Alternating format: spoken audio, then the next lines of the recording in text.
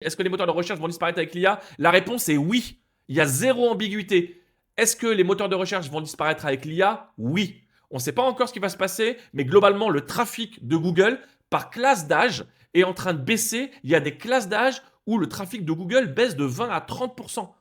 Il y a des jeunes aujourd'hui de 12-13 ans qui n'utilisent jamais Google. Mon fils a 15 ans, dans sa classe, personne n'utilise Google. Tout le monde utilise ChatGPT ou Perplexity. Personne n'utilise Google. Donc oui, les moteurs de recherche vont disparaître. Ils vont disparaître pour aller vers des formats qui sont plus, intégrés.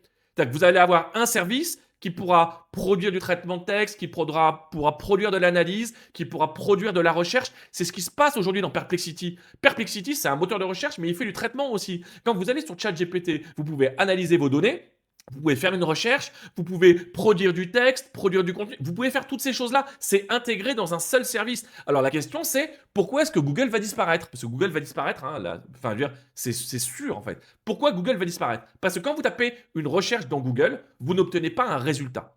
Quand vous tapez une recherche dans Google, vous obtenez des liens. Quand vous cliquez sur ces liens, vous arrivez à un résultat. Sauf que le lien que vous obtenez, ce n'est pas le meilleur lien pour vous. C'est le meilleur lien pour Google sous contrainte de ses recettes publicitaires. Il ne faut pas oublier un truc. Google, c'est une plateforme publicitaire B2B. Le but de Google, c'est de vendre de la pub. Le moteur de recherche, c'est le moyen pour vendre de la pub. Donc, si Google vous donne des liens, c'est parce que pour lui, c'est plus rémunérateur. Sauf que nous, on trouvait que Google était super parce qu'on n'avait pas d'alternative.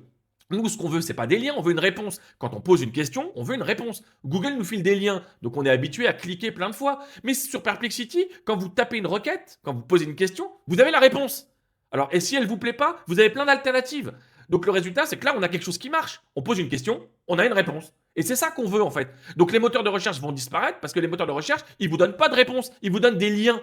Et la plupart du temps, les liens sont de mauvaise qualité. Il ne faut pas oublier un truc. Google s'est imposé non pas en fonction de la qualité de ses résultats. Google s'est imposé parce qu'au niveau commercial et marketing, c'était les meilleurs. C'est la stratégie de Google qui a imposé ce moteur de recherche, pas la qualité technique des résultats.